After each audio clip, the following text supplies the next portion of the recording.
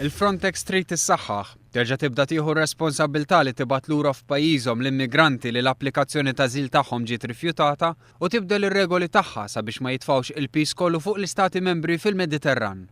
Dan huwa wieħed mill-punti li qajjem il-membru parlamentari Chris Fern meta kien qed jitkellem fil-Litwanja f'konferenza tal-Kumitati tal-Komunità u l-Affarijiet Ewropej tal-Parlamenti tal-Unjoni Ewropea.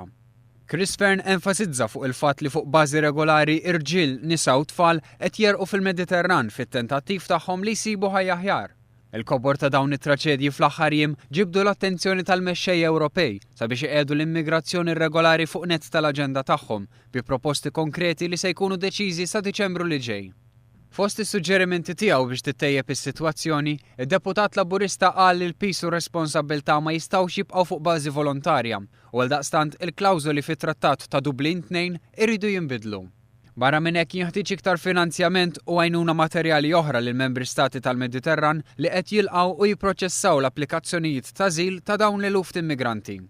Din is-sena biss mal-40,000 immigranti irregolari daħlu f'Malta u fl-Italja.